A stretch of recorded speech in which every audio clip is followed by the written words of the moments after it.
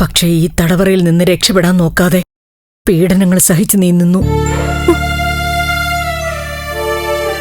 ഞാനിപ്പോ തിരിച്ചറിയുന്നുണ്ട്, നിന്റെ സ്ഥാനത്ത് മറ്റൊരാളായിരുന്നെങ്കിൽ ഈ പ്രഭാവതി ചിലപ്പോ ഇപ്പൊ ഈ ഭൂമിയിൽ ഉണ്ടാവില്ല.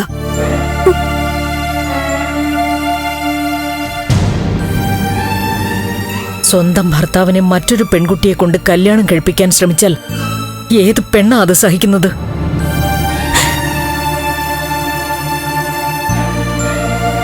മീരയ്ക്ക് വേണ്ടി ഞാൻ നിന്നെ ഇല്ലാതാക്കാൻ നോക്കിയപ്പോഴും നീ സങ്കടം സഹിച്ചതല്ലാതെ എന്നോട് പ്രതികാരം ചെയ്യാൻ തുനിഞ്ഞില്ല.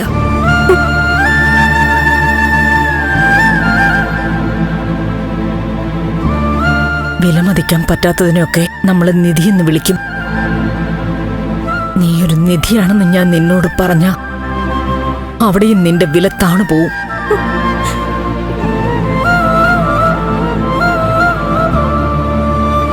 അതിനൊക്കെ മുകളിലാണ് മോളെ നീ.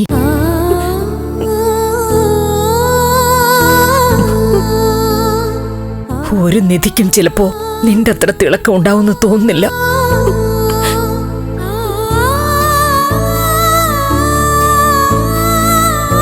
ഞാൻ നിന്നോട് കാണിച്ചതൊക്കെ എണ്ണി എണ്ണി പറയാൻ തുടങ്ങിയാൽ അത് അവസാനിക്കാൻ ദിവസങ്ങൾ തന്നെ വേണ്ടിവരും.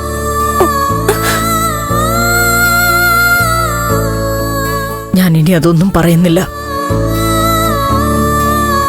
അതെല്ലാത്തിനും കൂടി ഒരൊറ്റ വാക്കേ പറയുന്നുള്ളൂ, മാപ്പ്. അമ്മേ, അരുത്.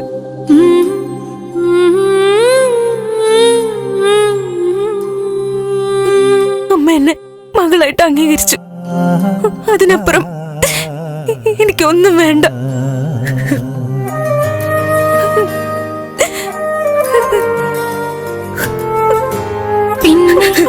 എന്നോടൊന്നും പറയാതെ പകൽ പക്ഷി സ്വയം പറന്നെങ്ങോ പോയി. പിന്നെ എന്നോടൊന്നും പറയാതെ പകൽ പക്ഷി സ്വയം പറന്നെങ്ങോ പോയി. കടലാഴങ്ങളിൽ ഒരു തൂവലുമായി പകലെ നിൽപ്പൂ ജലമൗനം. പിന്നെ പിന്നെ എന്നോടൊന്നും പറയാതെ പകൽ പക്ഷി സ്വയം പറന്നെങ്ങോ പോയി.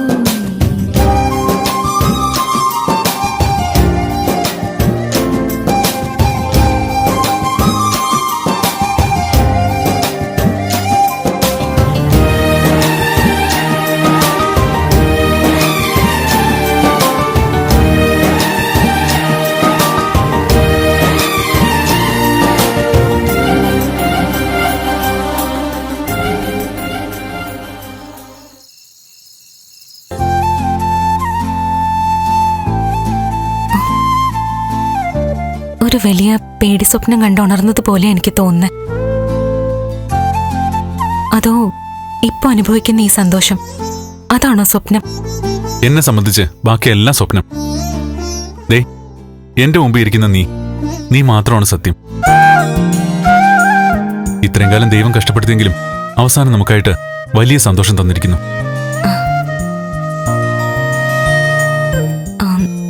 നമ്മുടെ കഷ്ടപ്പാട് മാറിയതിലല്ല, അമ്മയുടെ മനസ്സ് മാറിയതില്ല സത്യത്തിൽ ഏറ്റവും വലിയ സന്തോഷം. എന്നെ മോളേന്ന് വിളിച്ചപ്പോ, എന്നെ ചേർത്ത് പിടിച്ച് ഉമ്മ വെച്ചപ്പോ സ്വന്തം അമ്മയെ പോലെ എനിക്ക് തോന്നിയത്.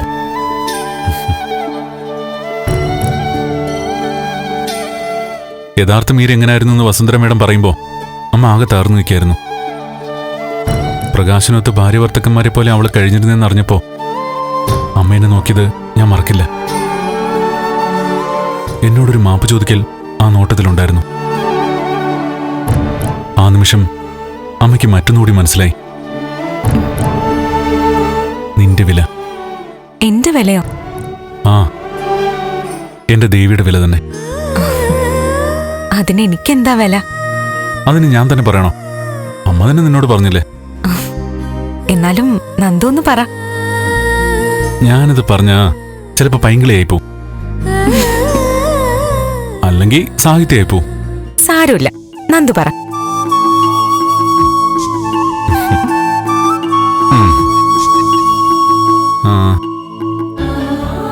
നിന്റെ വില എന്ന് പറഞ്ഞാൽ ഉം. അത് വിലമതിക്കാൻ പറ്റാത്തതാ.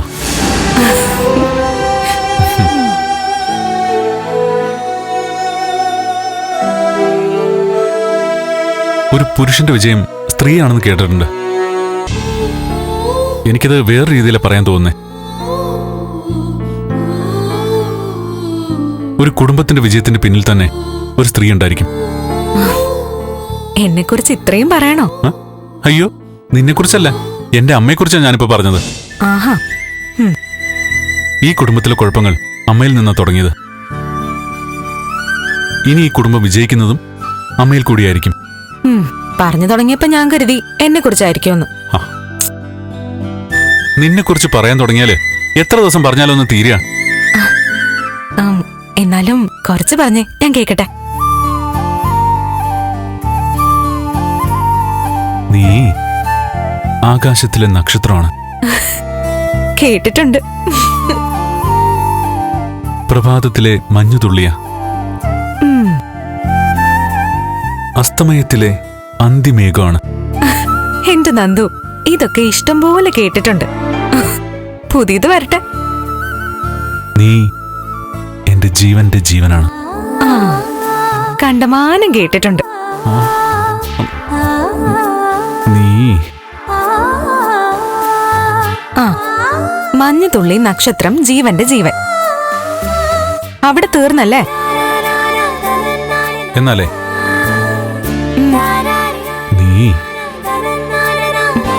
നീ മാത്രമാണ്.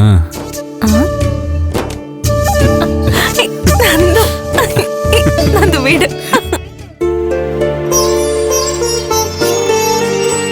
താൻ ഇപ്പോഴാണ് യഥാർത്ഥത്തിൽ എന്റെ മക്കളുടെ അമ്മയായത്.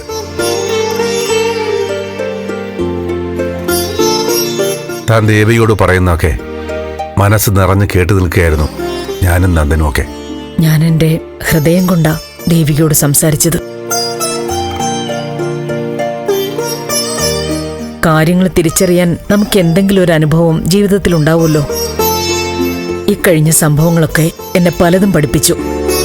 അതൊക്കെ എന്റെ മനസ്സിൽ നിന്ന് മാഞ്ഞു കിട്ടാൻ എത്ര കാലം എടുക്കുന്ന എന്റെ സംശയം. കഴിഞ്ഞതൊക്കെ ഓർമ്മിച്ച് താൻ വിഷമിക്കണ്ട. താൻ ക്ഷമ പറഞ്ഞതോടെ ഒക്കെ അവസാനിച്ചു കഴിഞ്ഞു. കുടുംബത്തിലെ ബന്ധം ശക്തമാണെങ്കിൽ എത്ര ദാരിദ്ര്യത്തിലും നമുക്ക് സന്തോഷത്തോടെ കഴിയാം. ചന്ദ്രോത്തിൽ ബന്ധങ്ങൾക്ക് ഉലച്ചിലുണ്ടായിരുന്നു. ആ ഉലച്ചിലിന് കാരണം താനായിരുന്നു എന്നുള്ളതും മറച്ചു വയ്ക്കുന്നില്ല. പക്ഷേ എല്ലാം ഇവിടെ അവസാനിച്ചു. നാളെ നമുക്ക് പുതിയ പ്രഭാതമാണ്. ദേവികയെ മാത്രമല്ല, സിദ്ധുവിനെയും പല ഘട്ടങ്ങളിലും ഞാൻ വല്ലാതെ വേദനിപ്പിച്ചിട്ടുണ്ട്. നേരത്തെ അനുഭവിച്ച വേദനകളൊക്കെ ഈ സന്തോഷത്തിൽ മറന്നുപോവാണ്. സത്യം, സ്നേഹം വന്നപ്പോ നമ്മുടെ വീട്ടിലുണ്ടായ മാറ്റം കണ്ടില്ലേ? ഈ സന്തോഷം ഇനി ഇല്ലാതാക്കാൻ പാടില്ല. സിദ്ധു, നഷ്ടമായതെല്ലാം നമുക്ക് വീണ്ടെടുക്കണം. നഷ്ടപ്പെട്ട MLA സ്ഥാനം, നഷ്ടപ്പെട്ട സാമ്പത്തികം, ഇതൊക്കെയാണോ താൻ ഉദ്ദേശിക്കുന്നത്? യഥാർത്ഥത്തിൽ നമുക്ക് നഷ്ടപ്പെട്ടത് നമ്മൾ വീണ്ടെടുത്ത് കഴിഞ്ഞു പ്രഭ. സ്നേഹബന്ധവും സമാധാനവും ഒക്കെ ആയിരുന്നു നമുക്ക് നഷ്ടപ്പെട്ടു പോയിരുന്നത്. ഒറ്റ ദിവസം കൊണ്ട് അതൊക്കെ തിരിച്ചു വന്നില്ലേ? MLA സ്ഥാനമൊക്കെ പിന്നീടുള്ള കാര്യം. അത് വരികയും പോവുക ചെയ്യും. താൻ എന്റെ പ്രഭയായും ഞാൻ തന്റെ സിദ്ധുവായും കഴിയുന്നതിനപ്പുറം പിന്നെ എന്ത് പദവിയാ ഉള്ളത്?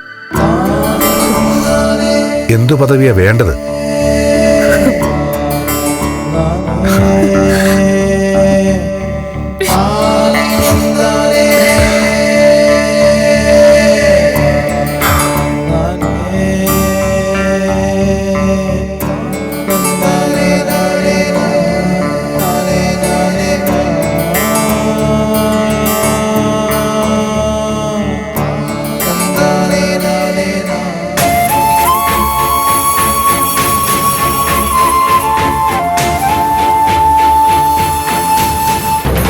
റാസ്കൽസ് ചുറ്റും നിന്ന് ബഹളം വെച്ചപ്പോ നന്ദൻ ഒരു ചരട് എന്റെ കഴുത്തി കെട്ടി.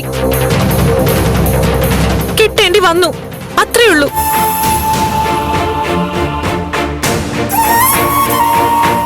തീരുമാനിച്ച നമ്മളല്ല, നിങ്ങൾ എല്ലാരും കൂടിയാ. നന്ദൻ നിന്റെ കഴുത്തിൽ കെട്ടി ഈ താലിക്ക് ഒരു വിലയില്ലെന്നാണോ? ഇല്ല.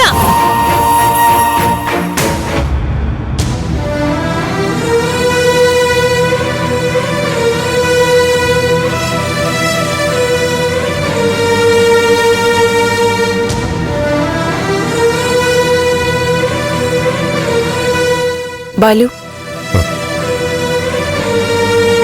ബാലു എന്താ ആലോചിക്കുന്നത്? ഒന്നും ആലോചിക്കണ്ടെന്ന് കരുതിയിരിക്കും. ആലോചിക്കാതെ തന്നെ ഒരുപാട് കാര്യങ്ങൾ തന്നെ വന്ന് കയറും.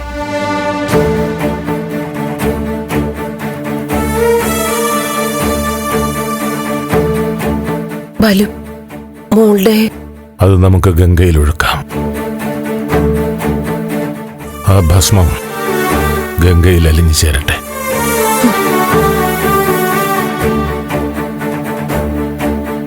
അത് കഴിഞ്ഞ് കുറച്ചു ദിവസം ഡൽഹിയിൽ തങ്ങണം. കുറച്ചു കാര്യങ്ങൾ അവിടെ ചെയ്ത് തീർക്കാനുണ്ട്. എന്നിട്ട് തിരികെ ഇങ്ങോട്ട് വരാം. ഇവിടെ പലതും ചെയ്യാനുണ്ട്. മോളുടെ ആത്മാവിന് മോക്ഷം കിട്ടുന്നതിനോടൊപ്പം നമുക്കും ശാന്തി വേണം.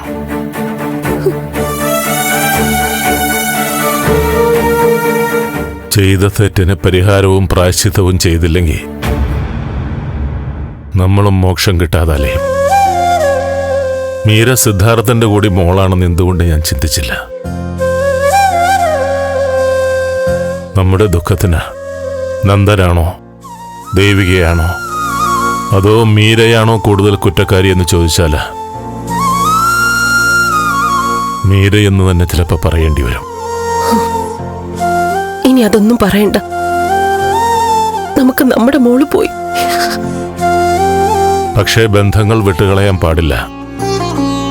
പ്രത്യേകിച്ചും നമ്മൾ കാരണം മുറിഞ്ഞുപോയ ബന്ധങ്ങൾ നമ്മൾ തന്നെ കൂട്ടിച്ചേർക്കണം. നമുക്ക് വേണ്ടി ആരെങ്കിലും ഒരാൾ സിദ്ധുവിനോട് സംസാരിക്കണം.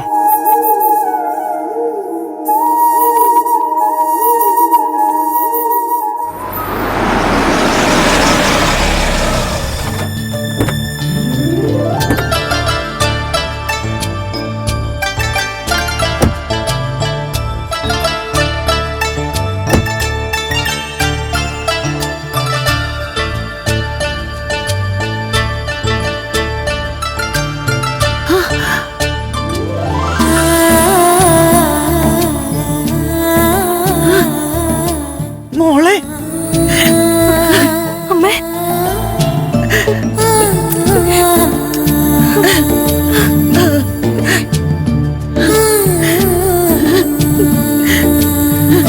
എന്റെ മോളെ കണ്ടുമുട്ടുമെന്ന് വിചാരിച്ചതേയില്ല. ജീവിതം മുഴുവൻ കരഞ്ഞു കഴിച്ചൂട്ടേണ്ടി വരുമെന്ന കരുതിയത്. ഞങ്ങളുടെ കണ്ണീര് ദൈവം കണ്ടു. എന്റെ കണ്ണീരും വിഷമമൊക്കെ അവസാനിച്ചമ്മേ. ഇനി സന്തോഷം മാത്രമേ ഉള്ളൂ. പ്രഭാവതി വിളിച്ച് പ്രഭാവതിയുടെ സംസാരം കേട്ടപ്പോഴേ മനസ്സിലായി നമ്മുടെ ദുഃഖങ്ങളൊക്കെ അവസാനിച്ചു എന്ന്.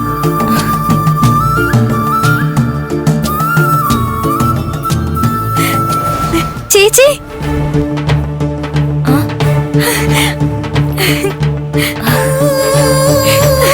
ശരി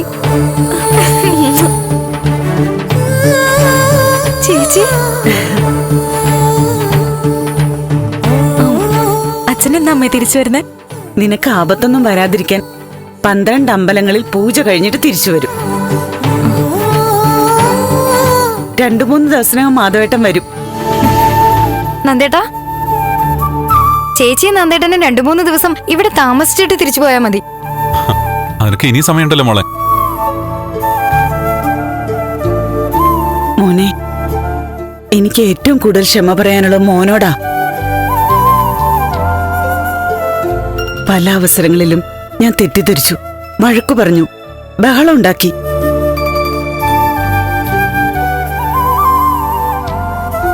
മോളുടെ കാര്യത്തില് കള്ളം പറയാന്ന് വിചാരിച്ച് ഞാൻ ദേഷ്യപ്പെട്ട് സംസാരിച്ചു. ഒരമ്മയുടെ വിഷമം മോന് മനസ്സിലാവുമല്ലോ. അതൊന്നും ഓർത്ത് അമ്മ വിഷമിക്കണ്ട. ഒരു പുതിയ ജീവിതം തുടങ്ങുക. പഴയ സങ്കടങ്ങളൊന്നും ഇനി ഓർക്കുന്നില്ല. എന്നാലും ആ പ്രകാശ് എത്ര വലിയ ക്രൂരനാ. സ്വയം കുറ്റം ചെയ്തിട്ട് മറ്റുള്ളവരല്ലേ കൊടുക്കാൻ നോക്കിയത്. എന്തായാലും അവൻ അർഹിക്കുന്ന ശിക്ഷ കിട്ടുമേ. ഏതായാലും ബലരാമൻ അങ്കിളിന്റെ തെറ്റിദ്ധാരണ മാറി, അമ്മയുടെ മനസ്സ് മാറി. ജീവിതം നമുക്ക് തിരിച്ചു വരിക. മോൻ വാ വാ മോളെ.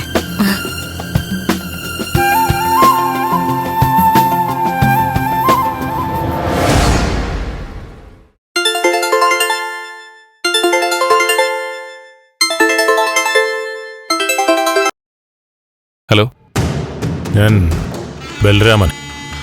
മനസ്സിലായി. എനിക്ക് മുരളി ഒന്ന് കാണണം. ഇങ്ങോട്ടൊന്ന് വരാമോ? സോറി, എനിക്ക് താല്പര്യമില്ല. അല്ലെങ്കിൽ ഞാൻ അങ്ങോട്ട് വരാം മുരളി. അവിടെ വരാനല്ല എനിക്ക് താല്പര്യമില്ല എന്ന് പറഞ്ഞത്, സാറിനെ കാണാനാ.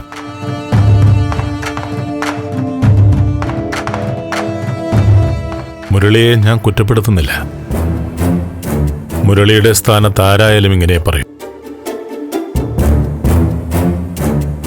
പക്ഷേ മുമ്പൊരിക്കലൊരു വാചകം മുരളി എന്നോട് പറഞ്ഞിട്ടുണ്ട്. എല്ലാം തിരിച്ചറിയുമ്പോൾ ഞാൻ മുരളിയെ വിളിക്കുമെന്നും മുരളിയെ വീട്ടിലേക്ക് ക്ഷണിക്കുമെന്നും. ഓർമ്മയുണ്ടോ? മുരളി അന്ന് പറഞ്ഞ ക്ഷണ കാലം കണക്ക് ചോദിക്കുമെന്ന് മുരളി പറഞ്ഞത് സത്യം തന്നെ. നിങ്ങളോട് എനിക്കൊന്ന് സംസാരിച്ചാൽ കൊള്ളാമെന്നുണ്ട്. ബുദ്ധിമുട്ടില്ലെങ്കിൽ ഇവിടെ വരെ ഒന്ന് വരിക.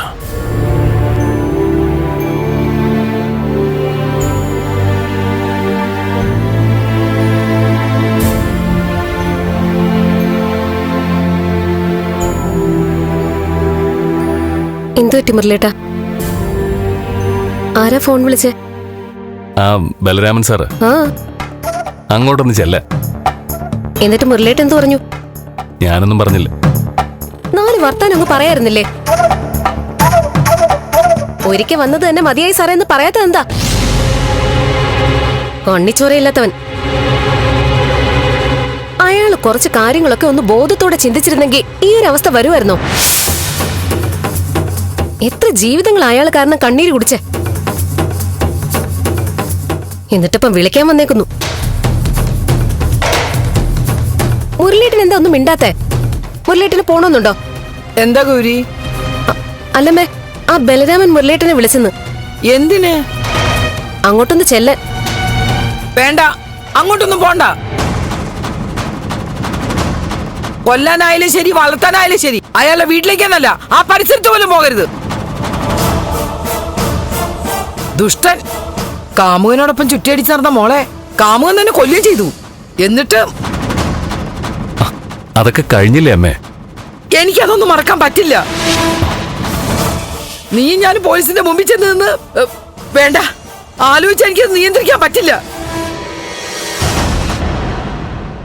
അയാൾ വിളിക്കുന്നു, നീ ഒറ്റയ്ക്കല്ലടാ, നമുക്ക് എല്ലാവർക്കും കൂടി ചേർന്ന് അങ്ങോട്ട് പോകാം. 10 എന്നിട്ട് പറയണ മോത്ത് നോക്കി വിളിക്കാൻ വന്നിരിക്കുന്നവൻ. കൊണ്ടൊന്നും പറയിപ്പിക്കണ്ട.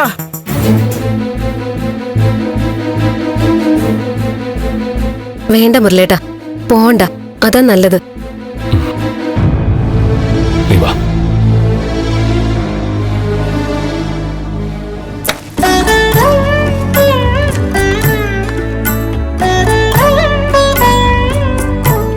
അല്ല സ്തപാനെ, ആൾക്കൂട്ടത്തിനിടയിൽ നിമ്മിമോളെ ഇതുവരെ കൊണ്ടുപോയിട്ടില്ല.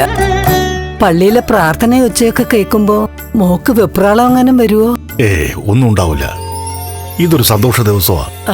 ദേവികമോൾക്കും സാറിനും വേണ്ടി പണ്ടേ നേർന്ന നേർച്ചയാ. ആ നേർച്ചയ്ക്ക് നിമ്മിമോളും ഉണ്ടാവണം. അവളെവിടെ? അകത്തുണ്ട്. ആ,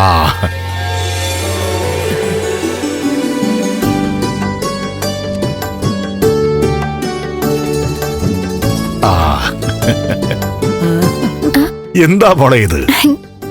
അപ്പച്ചന് ഇടയ്ക്ക് തരുന്ന പൈസ ഞാൻ സൂക്ഷിച്ചു വെച്ചിരുന്ന. ഇതിന്ന് പള്ളി കൊടുക്കണം.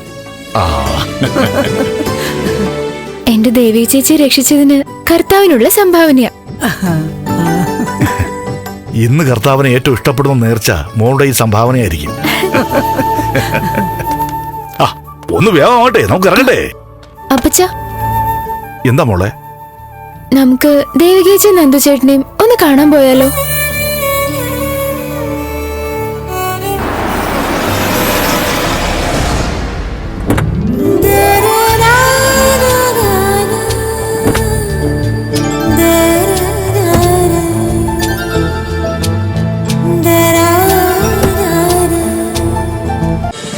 ഫ്ലവേഴ്സ് ഒരുക്കുന്ന കാഴ്ച വസന്തം യൂട്യൂബിൽ പ്രേക്ഷകർക്ക് ലൈവായി കാണാം. ഫ്ലവേഴ്സ് കോമഡിയിൽ ജോയിൻ ചെയ്യൂ, ആസ്വദിക്കൂ.